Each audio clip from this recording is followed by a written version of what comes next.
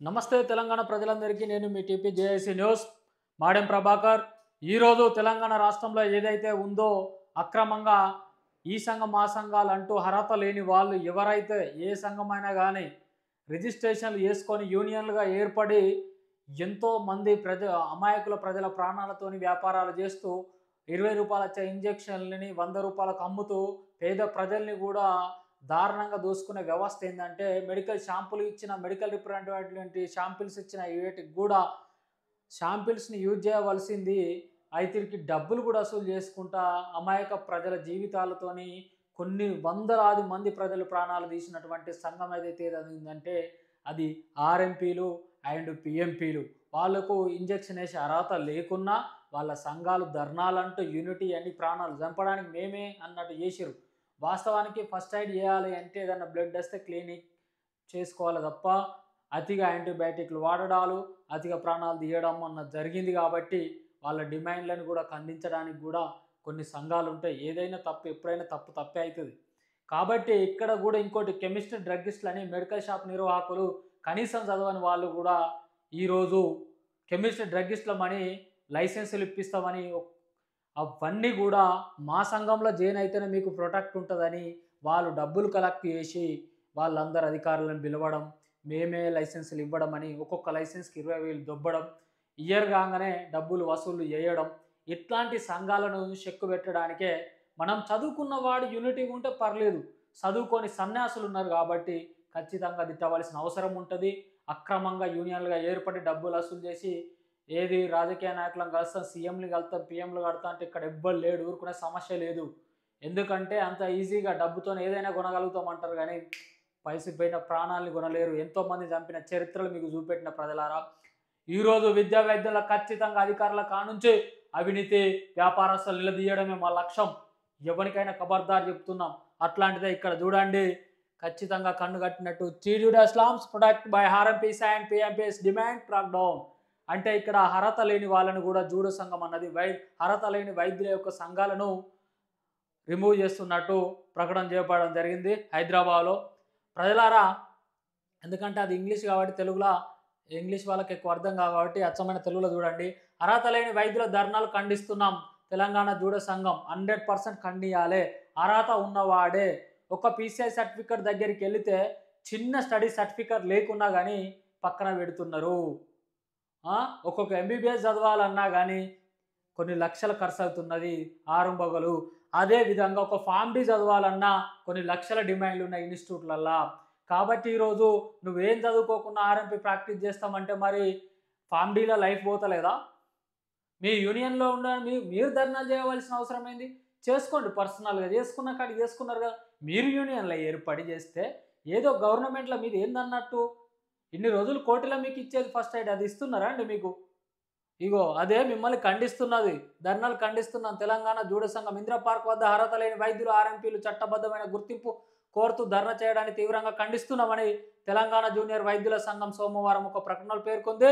నకిలీ వైద్యులను మాజీ మంత్రి హరీష్ రావు మద్దతు ఇవ్వడని తప్పు పట్టింది. అశాస్త్రీయ విధానంగా నకిలీ వైద్యులు ప్రజా ఆరోగ్యాన్ని ప్రమాదంలోకి నెడుతున్నారని 100% హరీష్ రావు పేరు కూడా చెప్పుకొని చాలామంది కూడా చేసిర్రు. ఇప్పుడు దామోదర్ రాజ నరసింహ పేరు చెప్పుకుంటారు. మొన్న దామోదర్ రాజ నరసింహ ప్రైవేట్ వ్యాపారస్తులు తొలగియాలని గాంధీ హాస్పిటల్లో కానీ కాంట్రాక్ట్ ఉన్న వాళ్ళు పేపర్ స్టేట్మెంట్ ఇచ్చారు. కానీ ఇంతవరకు అది ఇంప్లిమెంటేషన్ కూడా కాలేదు. చిన్నటికి కూడా అంటే ఇప్పుడు హెల్త్ మినిస్టర్లను వాడుకొని మేము అన్నట్టు చేస్తే మీరు ప్రజాస్వామ్య రాజ్యాన్ని దెబ్బతిన్నట్టే. హెల్త్ మినిస్టర్ గారు మీరు స్ట్రిక్ట్ ఉండాలి. ఏ హెల్త్ మినిస్టర్ అయినప్పటికీ ఖచ్చితంగా హెల్త్ మినిస్టర్ నుండి గైడ్ లైన్స్ ప్రకారం కూడా అధికారులకు ఇస్తే గట్టిగా చదువుకున్నోనికి న్యాయం జరుగుతుంది. చదువుకున్నోనికి న్యాయం జరగకపోవడం అంటే మీరే మినిస్టర్లే మద్దతు ఇస్తున్న మరి బయట చెప్పుకుంటున్నారట. ఇట్లాంటి మీద కటవ ఉండండి. వాస్తవానికి కూడా ఒక మినిస్టర్ అయి ఉండి ఒక క్యాండిడేటు హెల్త్ మినిస్టర్ కాదు వేరే మినిస్టరు ఆర్ఎంపీ మావోడైన ఒక ఫోన్ కాల్లో మాట్లాడిండు. అట్లాంటి దరిద్రులకు మీరు వాళ్ళే కదా సపోర్ట్ చేసేది. అంటే పొలిటికల్ సపోర్ట్తో ఇవన్నీ చేస్తున్నారన్నమాట. ఇట్లాంటి చేయొద్దు మినిస్టర్ గారు. మీరు ఎవరైనా మంచిదే. ఇక నుంచి రాష్ట్రంలో చదువుకున్నటువంటి విద్య ఉండాలి. ఇక్కడ ఏంది వ్యాపారస్తులే మొత్తం దొంగ వ్యాపారమే. అక్కడ ఒక్కడు చదవడు, కనీసం బీఫామ్ క్వాలిఫై ఉండదు దానికి. వాడు కెమిస్ట్రీ డ్రగ్గిస్ట్ అని యూనియన్ ఏర్పడి మేమే లైసెన్స్లు ఇవ్వాలని మేమే చేసి ఒక్కొక్క లైసెన్స్కి 20,000 చెప్తాను. లైసెన్స్కి ఎంత అవుతాయండి ఖర్చు? లైసెన్స్ చేయడానికి డిఐకి ఫార్మాలిటీస్ అంటారు, ఏడీలకు ఫార్మాలిటీస్ అంటారు. మరి అన్ని దొబ్బుతున్నారా అండి డిఐఏడీలు? మీరు లంచాలు తీసుకోవడం వల్లనేనా మరి ఇన్స్పెక్షన్ చేస్తలేరు? మరి 100% నేను ప్రూఫ్లు చూపిస్తా దీని మీద. ఫార్మాలిటీస్ అని ఎన్ని లేవు మీకు లైసెన్సులు ఇచ్చేది, ఎవరికి లింకులు ఉన్నాయన్నది చెప్తా. కామన్గా లైసెన్స్ చేసుకోవాలని ఇట్లా పర్మిషన్లు ఇస్తే ఎవరు ఫైల్ చేసిరని అడగవలసిన పరిస్థితులు ఉంటున్నాయి ఈరోజు. పర్మిషన్లకు మెడికల్ షాప్ పర్మిషన్లు అంటే బీఫార్మసీ చదువుకున్న విద్యార్థికి అవగాహన లేకుండా డైరెక్ట్ అప్లికేషన్ చేసుకున్న ఫలాని దగ్గరికి లైసెన్స్ చేసి ఇస్తాడంటే వాడే దేవుడు అయినా వీడికి నేర్చుకుంటే కాదా? నువ్వు కూడా బీఫార్మసీ చదువుకొని వచ్చినావు కదా డ్రగ్ ఇన్స్పెక్టర్. ఏడీలు మిమ్మల్ని వాడుకొని చేస్తురా, మరి వీళ్ళు ఏం చేస్తున్నారు మీరు నిలదీయాలి. ఒక్కొక్క ఏరియాకు ఒక్కొక్క లైసెన్స్లు ఇప్పించేస్తాను క్యాండిడేటు సంవత్సరం 5,000 వసూలు చేస్తున్నది అన్నది కూడా అవంతా చిట్ట బయట పెట్టడానికి సిద్ధంగా ఉంది మన జేఏసీ. ఆర్ఎంపీలు అంటావా చక్కగా చంపుతాను యాంటీబయాటిక్స్ ఇచ్చి. మీకు ఇంజక్షన్ వేయడానికి కరువుడా? మీకు ఇంజక్షన్ వేసడానికి కరువులా అని చెప్పండి. ఖబర్దార్ ఎక్కడికంటే అక్కడికి డెబిట్ కాస్త ఆర్ఎంపీలారా. ఫామ్ డి విద్యార్థుల వల్ల పోతుంది. ఎంబీబీఎస్ చదువుకున్నాడు ఆర్ఎంపీ లెక్క అయిపోతుంది. అంటే చదువుకు విలువ అయిపోతుంది. ఆర్ఎంపీ సంపాదించినంత డబ్బు ఈరోజు మార్కెట్లో చదువుకున్న క్యాండిడేట్ సంపాదించలేడు. ఆ విధంగా పరిస్థితి ఉంటే ఏ రోజు చదువుకున్న వానికి గుర్తింపు వస్తుంది? ప్రజలారా గుర్తించుకోవాలి మీరు. గవర్నమెంట్ హాస్పిటల్లో ఖచ్చితంగా చదువుకున్న విద్యావంతుడు ఉన్నప్పుడు ఖచ్చితమైన ట్రీట్మెంట్ ఇస్తే ఆర్ఎంపీలు ఎందుకు పుట్టుకొస్తారు? మంత్రులారా, అధికారులారా, డిఎంహెచ్ఓలారా చెప్పండి. నచ్చినట్టు చేస్తారు, నచ్చినట్టు బిల్లులు, నచ్చినట్టు రికార్డులు రాస్తారు తప్ప ఏ రోజైనా ఖచ్చితమైన నాణ్యమైన మందులు అన్ని హాస్పిటల్లో అందినాయా తెలంగాణ రాష్ట్రం మొత్తంలో? చెప్పండి. మొన్న సిరిసిల్లలో సరైన మందులు లేక సగం మంది వేరు. మొన్న ఈఎన్టీ హాస్పిటల్ ఒక్క డ్రాప్ ఇచ్చి మందులు లేవని పేషెంట్ దుర్భాషలాడి ఫార్మసిస్టు. ఇదా పరిస్థితి. ప్రభుత్వంలో కరెక్ట్ ఉండవు. ప్రజలకు సిగ్గు ఉండాలి ఫస్ట్. ప్రజలు అడగంత సత్తు లేదు. మీ మౌనవ్రతమే ఇక్కడ మరణ మృగం తయారైంది. ప్రజలారా మీరు కళ్ళు తెరుచుకోవాలి, గొంతెంత అడగండి. మీడియాలు ఉంటాయి, ఎలక్ట్రానిక్ మీడియాలు ముందర పోతారు, వీడియోలు చేస్తారు, తర్వాత మేమే ఉద్యమాలు చేస్తామంటాను. ఎవరికి చేస్తలేడు ఈడ. అంత దొంగ సంఘాలు, దొంగ వ్యాపారం, దొంగ దోసుడే. ఏ మీడియా కరెక్ట్ మాట్లాడింది? విద్యావేత్తలు అంటే పొలిటీషియన్కి ఇచ్చినంత మాత్రాన ఎవరికి ఏం చేస్తలేరు. పేదవాన్ని పట్టించుకోరా అనే ఒక్కడి నుంచో. గాంధీ హాస్పిటల్ రోలింగ్ చేయరు, కార్పొరేట్ హాస్పిటల్ ఎక్కువ సార్లు వేస్తారు. కార్పొరేట్లో దంద బరోబ్బరి జరుగుతుంది. అది ఎవరి వల్ల? అధికారుల వల్ల జరుగుతలేదా? ఏ రోజైనా ఇన్స్పెక్షన్ చేస్తారా? గుర్తించరు. ఏ రోజైనా నోటీసులు ఇచ్చి తీసేసిరా? చెయ్యరు. ఫార్మాలిటీస్ అన్నీ బాగానే ఉన్నాయి బరోబ్బరి. ఇదా సామ్రాజ్య వ్యవస్థ? ఇదా ప్రజాస్వామ్యం? ఇట్లాంటి కెమిస్ట్రీ డ్రగ్గిస్ట్ల యూనియన్ బర్తరఫ్ చేయాలి. ఇది ఆర్ఎంపీలను కూడా బర్తరఫ్ చేసింది. ఇది ఆరోగ్య సంక్షోభానికి దారితీస్తుందని తెలిపింది. ఎన్ఎంసీ సెక్షన్ల ప్రకారం వీరి వైద్య చట్టరీత్యా నేరమని తెలంగాణ వైద్య మండలి అక్రమ వైద్యులపై దాడులు కొనసాగిస్తుందని పేర్కొన్నారు. 100% చేస్తారు. వైద్యులకున్న యూనిటీ మా ఫార్మసిస్ట్ సన్యాసులకు లేదు. 10,000 సర్టిఫికెట్లు అమ్ముకున్న దరిద్రులు మా ఊళ్ళు. ఇక నుండి మా ఫార్మసిస్టులను జైలుకు పంపాలి. ఫస్ట్ ఫార్మసిస్టుల తప్పిదం వల్లనే అక్రమ దందా వ్యాపారాలు మొట్టుకొచ్చినాయి. కలర్ చూసి టాబ్లెట్లు ఇచ్చే రకమైన యాంటీబయాటిక్ క్లాసిఫికేషన్ తెలియనోడు ఈరోజు ఖచ్చితంగా లక్షలు సంపాదిస్తారు. మెడికల్ షాప్ల నిర్వహణ ఎట్లా ఉంటే మెడికల్ కంపెనీల పరిస్థితి ఏంది? ప్రతి అధికారి తట్టునే ఉన్నది. ఖచ్చితంగా దీన్ని రేజ్ చేయాల్సిందే. ప్రతిదీ అడుగడుగున మనం తిరిగి వీడియో రూపంలో పెట్టాలి. మీ గ్రామంలో ఏదైతే మెడికల్ షాపులు ఉంటాయో, ఆర్ఎంపీలు ఉంటారో, కనీసం 120 ఎక్సెప్ట్ లేకుండా నాకు వీడియో చేసి పంపండి. మిత్రులారా, చదువుకున్న బీఫార్మసీ చదువుకున్న వాళ్ళే కాదు, ప్రతి ఒక్క సామాన్య ప్రజలు కూడా నాకు వాట్సాప్ చేయండి. ఇక నుంచి చూపిద్దాం ఏందో జేఏసీ అంటే. కాలం కలిసి అన్నట్టు కాదు, సామ్రాజ్యం ఏం పోతుంది. ఇగో సంగారెడ్డిలో మున్నాబాయిలు అధికారుల తనిఖీలో నకిలీ వైద్యులు గుట్టురాటు. అర్హత లేకుండా వైద్యం చేస్తున్న 3 అలోపతిక్ మందులు రాస్తున్న ఆయుర్వేదిక్ డాక్టర్. అనుమతి లేని డయాగ్నోస్టిక్ సెంటర్లో గుర్తింపు. అలోపతిక్ డాక్టర్, ఆయుర్వేదిక్ డాక్టరు సెట్ల మందులు చదువుకున్నాడు, ఇంగ్లీష్ మందులు ఎట్లా రాస్తాడా? ఆయుర్వేదిక్ అంటే సెట్ల మందుల గురించి ఉంటుంది. అలోపతిక్ అంటే ఇంగ్లీష్ మీడియం. ఇంగ్లీష్ అంటే ఇతను ఏం రాయాలి? ఈ షొక్క ఆ షొక్క పని చేస్తుందో అది గూలికలని రాయాలి. అలోపతిక్ అంటే పారాసిటమాల్ కానీ, డోలో 650 కానీ, అజిత్రోమైసిన్ కానీ, అజాక్స్ కానీ ఇట్లాంటి అన్నట్టు. So many different of tablets ఇట్లాంటి రాయాలి. ఇది లేదు కదా. మరి ఈయన ఆయుర్వేదిక్లో చదువుకున్న క్యాండిడేట్ అలోపతిక్లో రాస్తే సీజ్ చేయకుంటే ఏం చేస్తారు? 100% సీజ్ చేయాల్సిందే. సంగారెడ్డిలోనూ క్లినిక్ తనిఖీ చేస్తున్న వైద్య మండలి. హ్యాట్సాప్ సార్ గారు. మా ఫార్మసీ డిఐఏడీలు కూడా ఈ విధంగా చేయండి. బుద్ధి తెచ్చుకోవాలి మన వాళ్ళు. డబ్బుల వసూలు. మొన్న కరీంనగర్ నుంచి ఒక ఫోన్ వచ్చింది. నెక్స్ట్ నల్గొండ నుంచి ఒక ఫోన్లు వచ్చినాయి.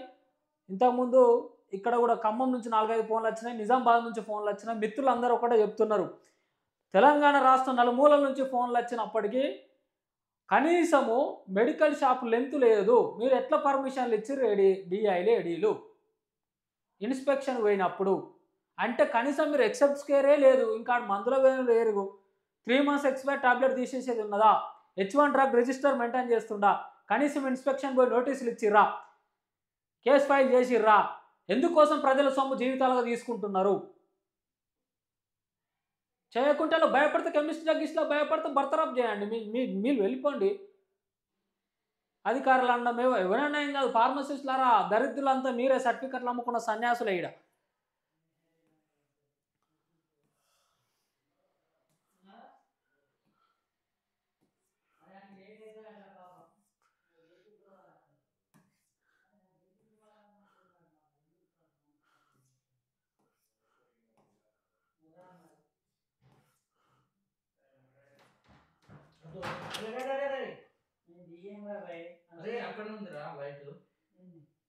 నకిలీ వైద్యుల్ని ప్రోత్సహించే రాష్ట్రంలో ఆరోగ్య సంక్షేమమే ఆందోళన వ్యక్తం చేసిన ఐఎంఏ రాష్ట్ర కమిటీ.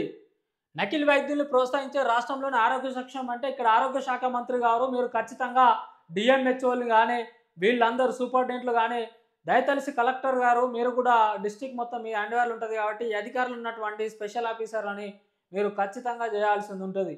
డ్రగ్ కంట్రోల్ అడ్మినిస్ట్రేటర్ 2-3 సార్లు పేపర్ స్టేట్మెంటే ఇచ్చాడు కానీ ఇంతవరకు ఏ రోజు ఇన్స్పెక్షన్లు చేసినట్టు చరిత్రలు లేవు.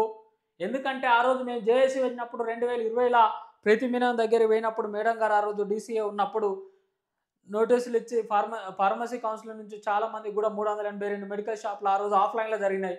ఈరోజు సోషల్ మీడియా ఆన్లైన్లో చేపించాలి. ప్రతి ఒక్క ఏడీలకు డిఐలకు ఫోన్ చేస్తాం, డిఎంహెచ్ఓలకు కూడా ఫోన్ చేస్తాం. ప్రైమరీ హెల్త్ సెంటర్ రికార్డులు కూడా చెప్తాం, ఎంతమంది పేషెంట్లు పోయినాయని చెప్తాం. ఆ కాడ నుంచి సీసీ ఫుటేజ్ పెడతాం. ఈ కాడ అయితే సీసీ ఫుటేజ్ దొరకరా?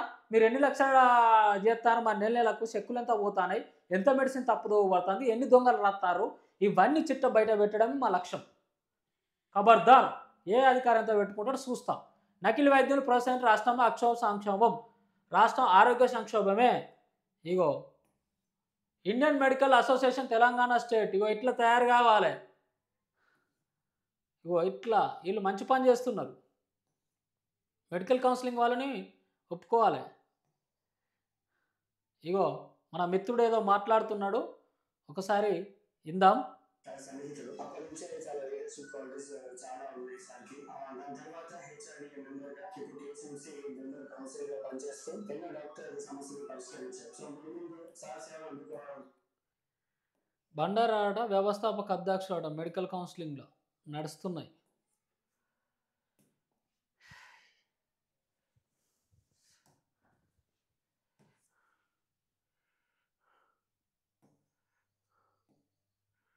ఇగో నకిలీ డాక్టర్, నకిలీ ఐఏఎస్ ఉద్యోగాలు ఇప్పిస్తానని డబ్బులు వసూలు.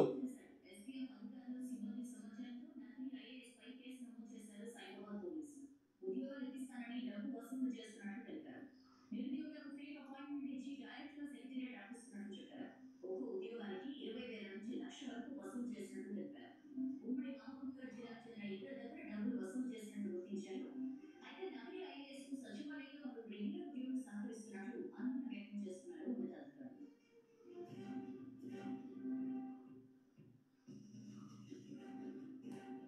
మన సెక్రటరియట్లోనే దొంగలు ఉన్నారట ఐఏఎస్ అని. మరి ఐటిని కనిపెట్టాలని మా డిపార్ట్మెంట్ ప్రతి ఒక్కరిని చెక్ చేస్తారు కదా, గేట్ పాస్ లేకుండా. అంటే మరి ఎవరు వస్తారు, ఎందుకు పోతారన్నది కనుక్కోవాలి కదా. దొరికితే దొంగ, దొరకకుండా అంటే తప్పిదాలంతా ఎక్కడో ఉండయి, ప్రజాస్వామ్య రాజ్యం ఉన్నాయి. ఇగో ఈరోజు విద్యా వైద్యంలో ఉన్నటువంటి సారాంశం సంగారెడ్డిలో జరిగినాయి. ఆర్ఎంపీలను కూడా ధర్నాలు చేయడం అన్నది ఖండించినట్టు మనకు చూడ చెప్పింది. అలాగే తెలంగాణ రాష్ట్రంలో ఏదైతే మెడికల్ షాపు 120 ఎక్సెప్ట్ లేకుంటే అక్కడున్న డిఐ